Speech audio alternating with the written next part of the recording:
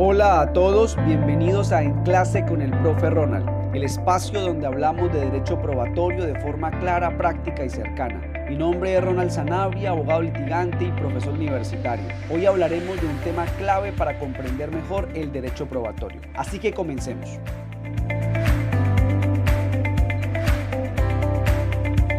Un saludo a todos y todas. Gracias por estar acá, por acompañarnos en un nuevo capítulo en Clase con el Profe Ronald sobre derecho probatorio. Vamos a recordar muy brevemente lo que vimos en la última sesión, que fue los tres grandes pilares de la procedencia de una pretensión o una excepción. Si ustedes se fijan, el común denominador de esos tres pilares está la palabra hecho, y por eso es crucial comprender todo sobre este concepto. Dijimos que los pilares eran tres: la formulación de los hechos, palabra hecho; prueba de los hechos, palabra hecho; y calificación normativa de los hechos. Si se dan cuenta, entonces en el corazón está siempre el hecho. La formulación es un acto de presentación, de postulación, es contar una historia. La prueba de los hechos la prueba es un problema de demostración, es un problema epistemológico, es un problema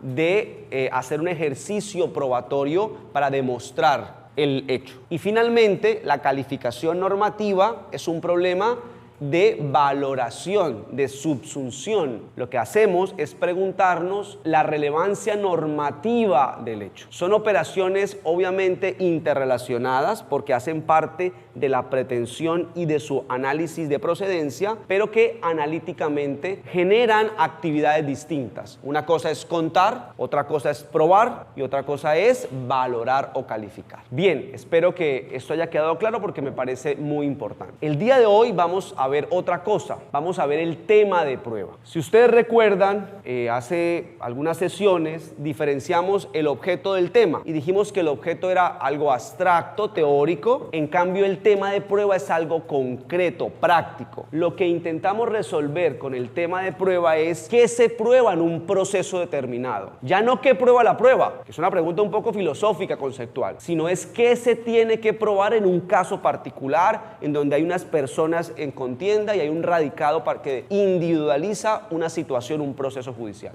Realmente lo interesante de este tema es aprender a identificar el tema de prueba en un caso particular. El concepto es muy sencillo y en general todos lo sabemos. En donde siento que pueden haber falencias es, insisto, en el ejercicio de identificación, y es lo que procederé a explicar a continuación. Bien, la mirada para poder identificar el tema de prueba debe estar inicialmente en la pretensión o la excepción, dependiendo a quién estemos mirando. Ahora, si somos jueces, a los dos, porque ambas cosas me generan el marco de discusión, obviamente. Y si soy abogado litigante, pues me pongo en la posición que a mí más me interesa.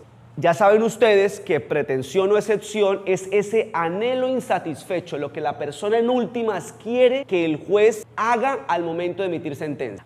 Quiere una condena por el delito X. Quiere volverse propietario del bien Y. Quiere que condenen a la contraparte, que le paguen bajo una responsabilidad civil, una responsabilidad del Estado. La pretensión y la excepción se limita, o su resumen es básicamente el ejercicio del anhelo insatisfecho. Pero ese anhelo siempre va a estar fundamentado en normas jurídicas. Y ustedes saben que toda norma jurídica debe tener un supuesto de hecho, un marco de referencia. Entonces, la forma de identificar el tema de prueba es identificar la pretensión y la excepción y su fundamento normativo, pero especialmente el supuesto de hecho, porque esto me va a servir de marco de referencia para poder identificarlo. Profesor, ya tengo claro que este es un caso en donde la Fiscalía pretende la condena por homicidio agravado. Tengo claro el artículo 103, los artículos del Código Penal relacionados con la autoría, el agravante, lo tengo identificado. ¿Y ahora qué hago? ¿Hacia dónde voy? Yo les propongo que traigamos de alguna manera una clasificación que se ha construido en materia penal en los últimos años por la Corte Suprema de Justicia. No es que en civil no haya algo parecido, solamente que esto en penal ha sido muy discutido y creo que ya hay un marco conceptual interesante. Me refiero a la distinción entre hecho jurídicamente relevante y hecho indicador. Y le voy a agregar otra que sería hechos relacionados con la actuación procesal. Entonces vamos a empezar a hablar de cada uno de ellos. El hecho jurídicamente relevante podemos definirlo de la siguiente manera. Y ojo, voy a dar una definición que también sirva para otras especialidades, que no se limite al derecho penal.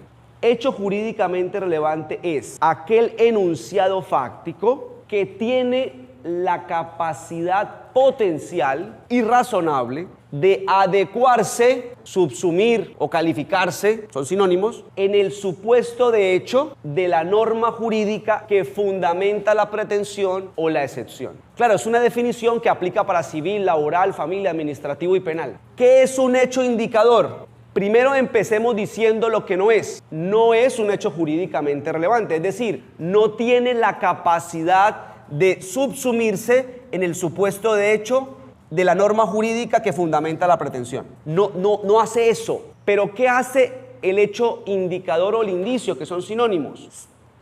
Voy a dar una definición y luego resalto la función del hecho indicador. Definición: un hecho indicador es un hecho o un enunciado fáctico que, de ser cierto, es decir, de probarse el hecho indicador, hace más probable o menos probable la ocurrencia de un hecho jurídicamente relevante.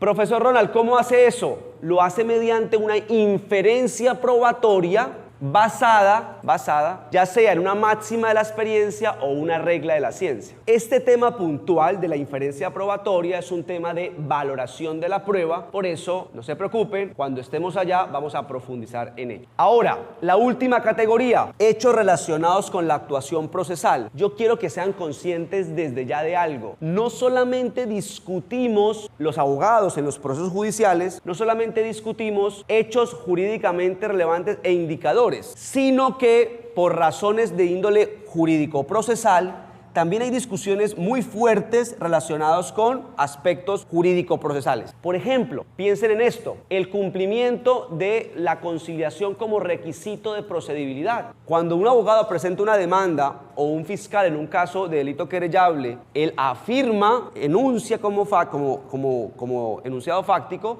que ya se hizo la conciliación. Y claro, la contraparte puede decir no, y ahí hay un problema de índole fáctico. ¿Será que sí? ¿Será que no? Y se genera un ejercicio probatorio. Y así tantos como ustedes quieran. En materia penal, las notificaciones, ¿me notificó o no me notificó? ¿Por correo electrónico? ¿Lo abrí o no lo abrí? ¿Cuándo empieza a correr el término? Son discusiones que tienen inicialmente un marco de referencia fáctico. Obviamente hay que acreditarlo y además calificarlo normativamente. Profesor Ronald, ¿cuál es el tema de prueba? ¿Los hechos jurídicamente relevantes, los hechos indicadores o los hechos relacionados con la actuación procesal? Respuesta contundente: lo que es tema de prueba son los hechos jurídicamente relevantes, porque esos hechos jurídicamente relevantes constituyen la meta a alcanzar de la actividad probatoria. Es sobre lo que el juez debe emitir un pronunciamiento en la decisión judicial, especialmente y por excelencia la sentencia. Con esto no quiero decir que los otros no sean importantes, son importantes, por supuesto que lo son, pero su valía se debe a otras razones. Los hechos indicadores sirven como instrumento para acreditar hechos jurídicamente relevantes. Su función es más probatoria, y los hechos relacionados con la actuación procesal sirve para verificar y garantizar el correcto desarrollo del proceso y el respeto de las garantías procesales. Buenos días, profe. Yo tengo una duda respecto a lo que acabas de decir, y lo que me gustaría saber es si siempre que estemos frente a un hecho jurídicamente relevante estamos frente a un tema de prueba.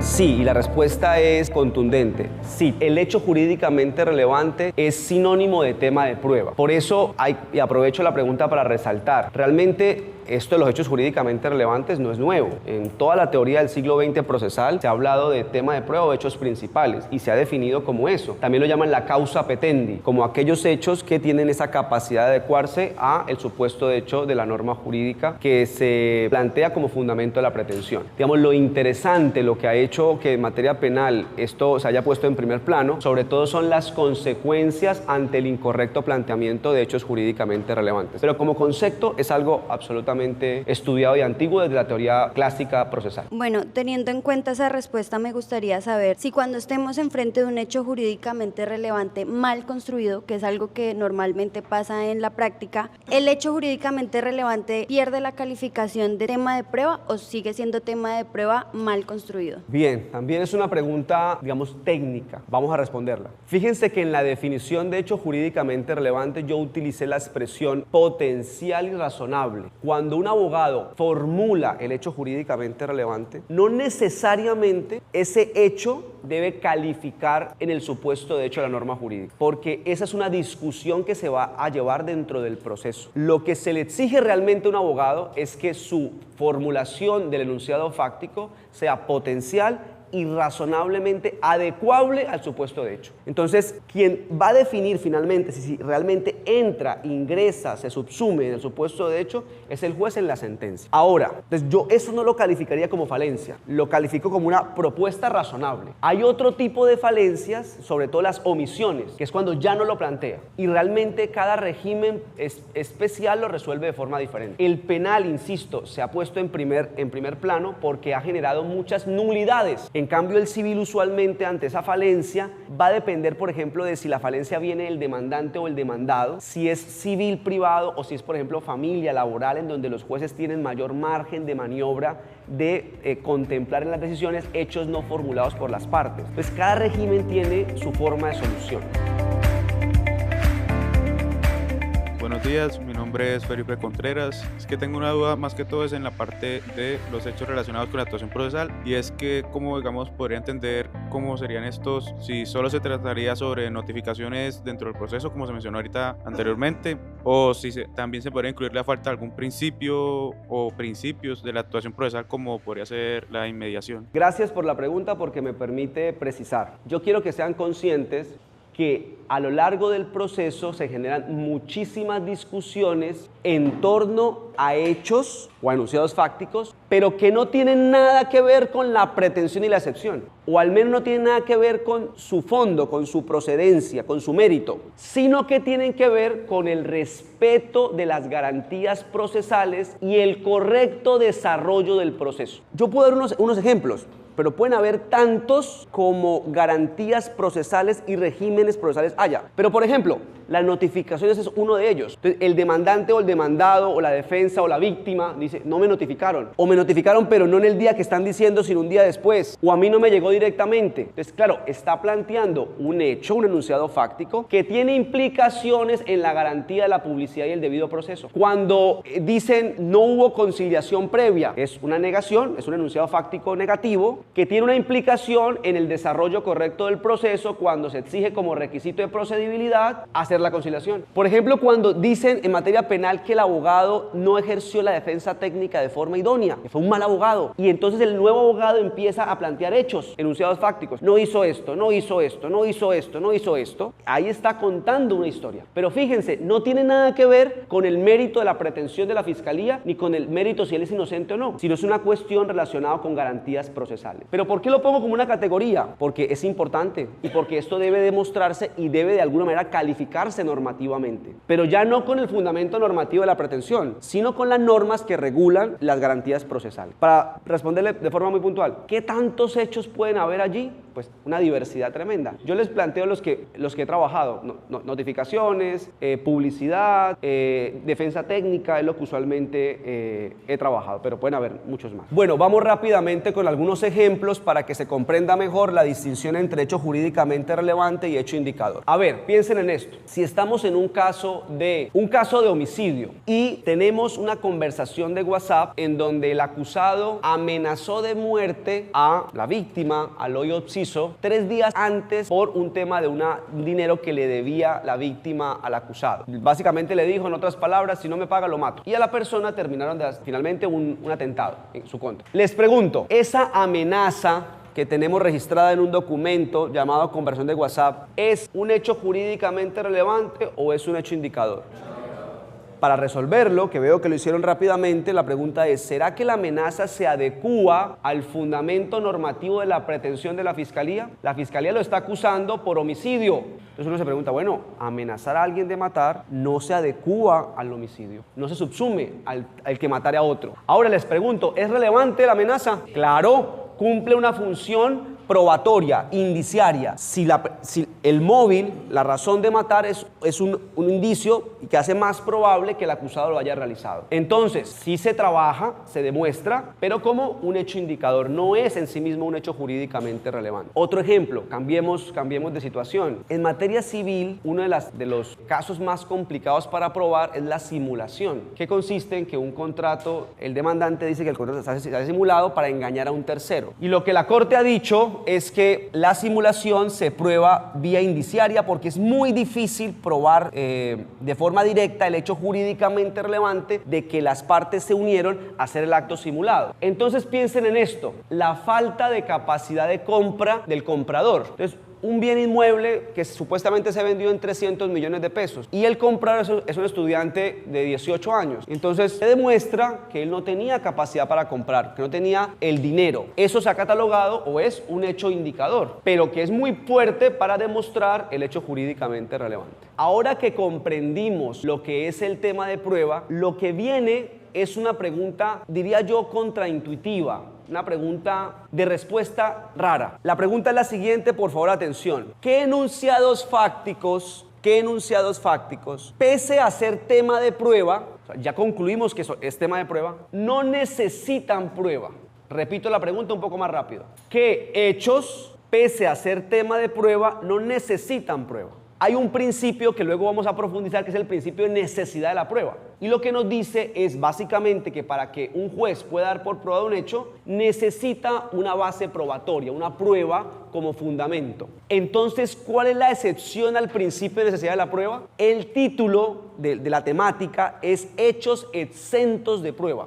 Y ya su nombre es muy potente, hechos exentos de prueba. ¿Cuáles son esos hechos? Son 5. Hay 5 hechos exentos de prueba. Las normas jurídicas, las presunciones, los hechos aceptados o no controvertidos, los hechos notorios y los hechos indefinidos. O el código lo llama afirmaciones o negaciones indefinidas. Ese va a ser el tema del próximo episodio.